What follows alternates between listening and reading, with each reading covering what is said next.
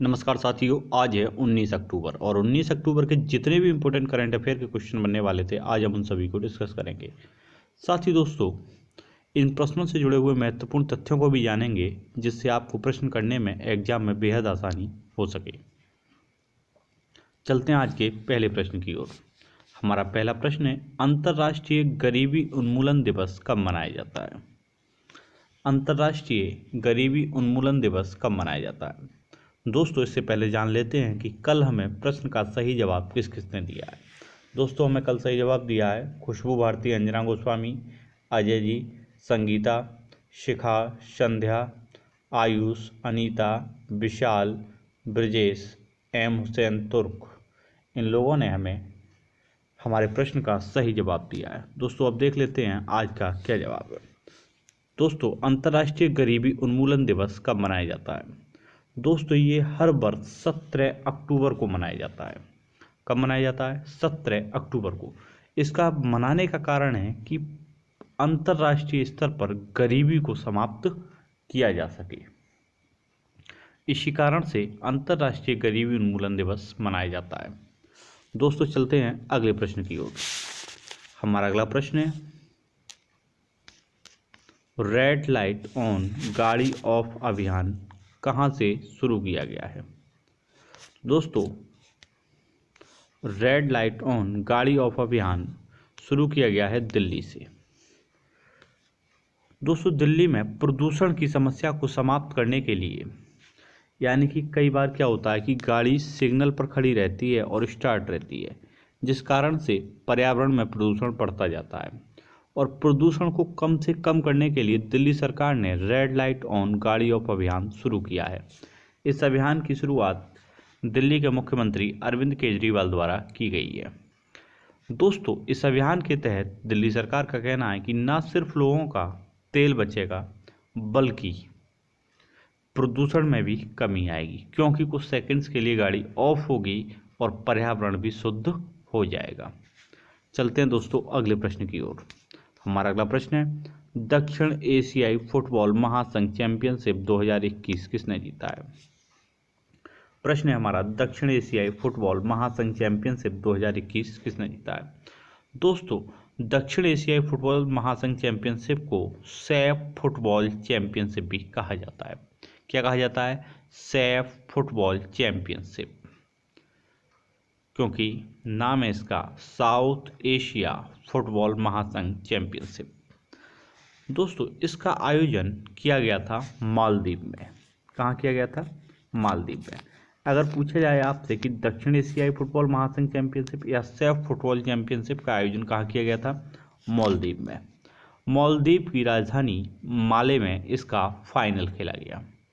तो इसका फाइनल कहाँ पर खेला गया था? माले में। और ये फाइनल हुआ था भारत और नेपाल के मध्य। भारत और नेपाल के मध्य खेला गया था फाइनल। इस फाइनल में भारत ने नेपाल को 3-0 से हरा दिया है। कितने से?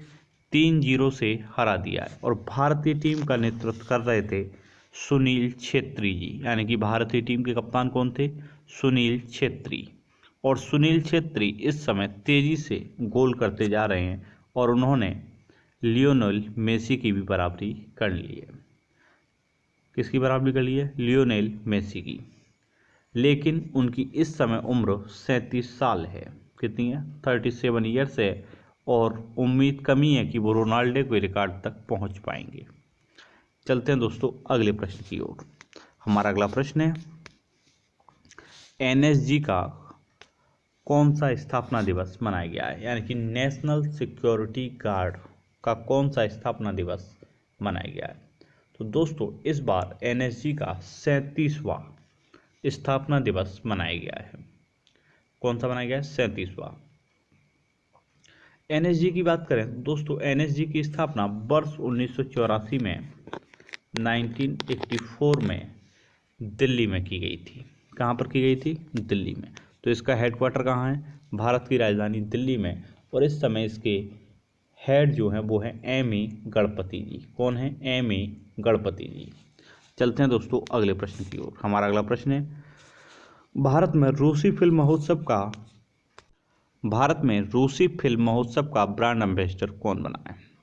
दोस्तों, भारत में रूसी फिल्म एम्बेसडर के ब्रांड एम्बेसडर बने हैं इम्तियाज अली। दोस्तों, रूसी फिल्म महोत्सव का आयोजन डिज्नी प्लस हॉटस्टार पर किया जा रहा है। कहाँ पर किया जा रहा है? डिज्नी प्लस हॉटस्टार पर। और इस दौरान रूस की 10 फिल्में दिखाई जाएंगी और उनके लिए ब्रांड एम्बेसडरिंग का काम करेंगे भारत के फिल्म निर्देशक इम्तियाज अली। दोस्तों, इसके द्वारा रूस न सिर्फ अपनी फिल्म इंडस्ट्री को बढ़ावा दे बल्कि वह रूस द्वारा जो भी फिल्में बनाई जा रही हैं उनके भी ब्रांडिंग का कार्य कर रहा है, क्योंकि भारत इस समय फिल्म का सबसे बड़ा बाजार भी है, क्योंकि विश्व के लगभग 18% दर्शक सिर्फ भारत में पाए जाते हैं। चलते हैं दोस्तों अगले प्रश्न की ओर। हमारा अगला प्रश्न है, विदेश राज्य मंत्री बी मुरलीधरन किस देश के दौरे पर गए हैं? दोस्तों, विदेश राज्य मंत्री बी मुरलीधरन इस समय सूडान के दौरे पर हैं। कहाँ के? सूडान के। सूडान की बात करें तो सूडान अफ्रीका महाद्वीप का देश है और इसकी सीमा लाल सागर के साथ भी लगती है। सूडान कहाँ का देश है? अफ्रीका महाद्वीप का देश है। इसकी राजधानी खार्तूम है और यहाँ की मुद्रा सूडानी पौंड है। दोस्तों, बात करें सूडान के प्रधानमंत्री का नाम तो ये वो है अब्दुल्ला हमदोक। दोस्तों, सूडान कहाँ का देश है? अफ्रीका महाद्वीप का। चलते हैं दोस्तों अगले प्रश्न की। दोस्तों, एक प्रश्न और बतानी थी बात कि विदेश राज्य मंत्री तो हमारे कौन है? बी मुरलीधरन, जबकि विदेश मंत्री कौन है? एस जयशंकर। कौन है? एस जयशंकर। और एस जयशंकर भारतीय विदेश सेवा में भी कार्य कर चुके हैं। चलते हैं दोस्तों अगले प्रश्न की ओर। हमारा अगला प्रश्न है,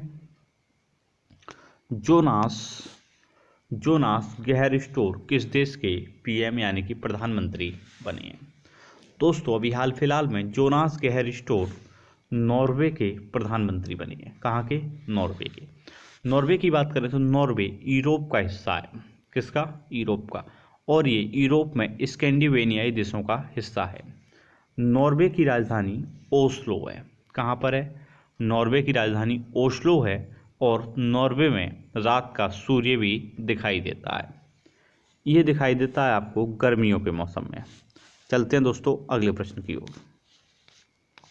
हमारा अगला प्रश्न है, एससीओ का शिखर सम्मेलन कहाँ आयोजित किया गया है? एससीओ का शिखर सम्मेलन कहाँ आयोजित किया गया है?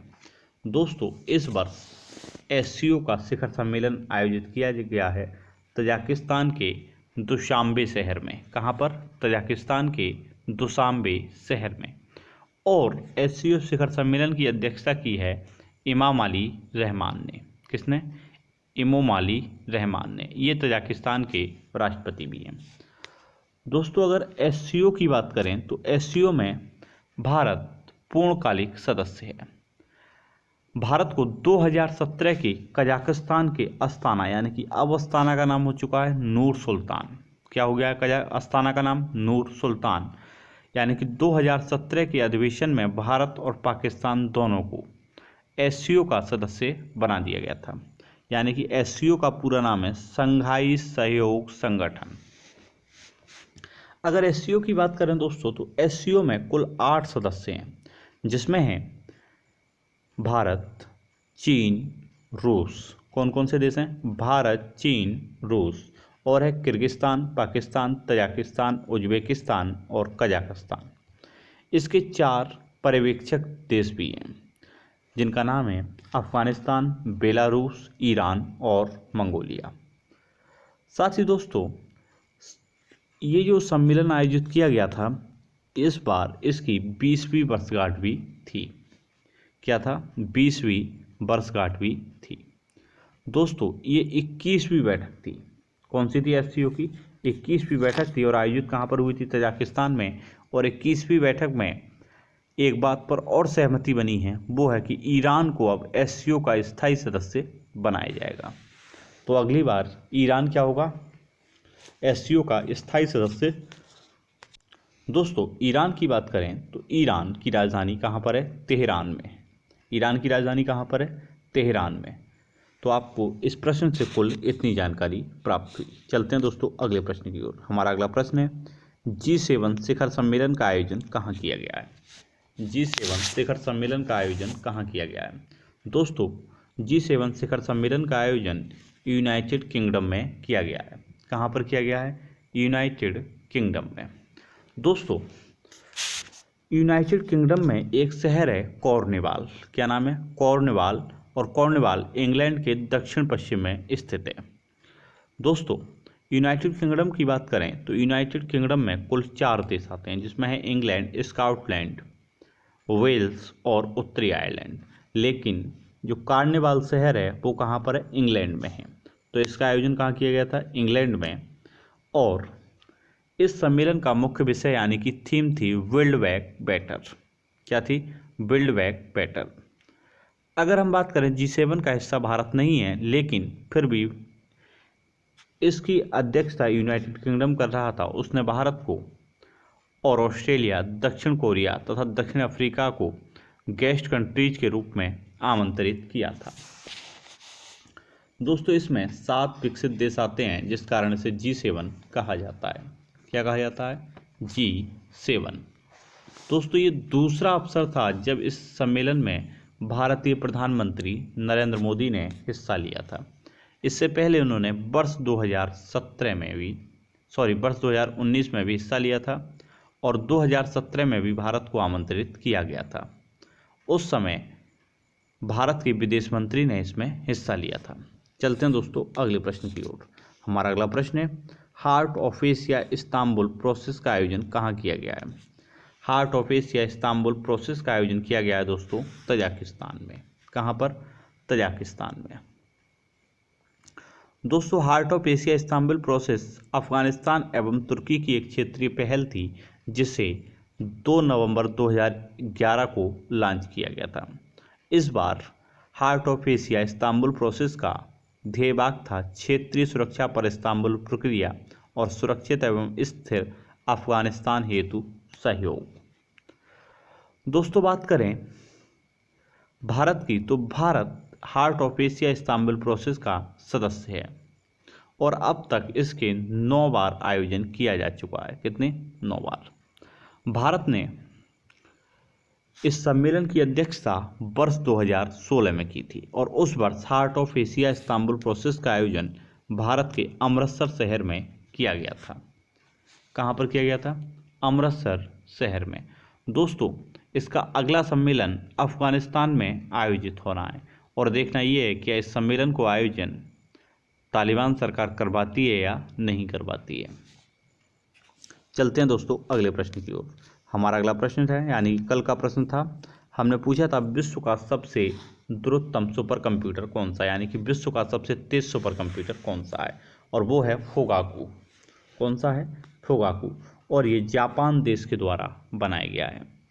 इसके बाद दूसरे नंबर पर कौन सा है? समिट है। कौन सा है? समिट। अब चलते हैं दोस्तों आज के प्रश्न की ओर। हमारा आज का प्रश्न है, भ्रष्टाचार बोध सूचकांक में कौन शीर्ष पर है? दोस्तों इस प्रश्न का जवाब आप हमें कमेंट बॉक्स में दे सकते हैं। अगर आपको ये वीडियो हमारी अच्छी लगी तो इस वीडियो को लाइक और शेयर करना ना भूलें। साथ ही दोस्तों अगर आप करंट अफेयर को बहुत ही आसानी से याद करना चाहते हैं तो करंट अफेयर के प्रश्न को एक बार जरूर लिख लें, जिससे क्या होगा कि आपके दिमाग में ये हमेशा हमेशा के लिए फिट हो जाएगा कि हमने क्या लिखा था और क्या सुना था।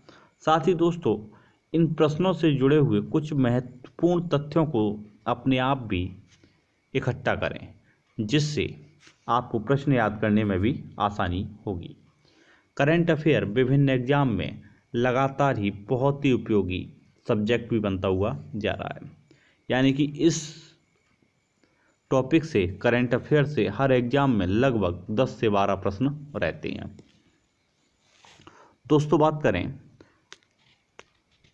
करंट अफेयर की तो करंट अफेयर के लिए लगातार आप पर डे कोशिश करते रहें और उसे कहीं ना कहीं लिखते रहें।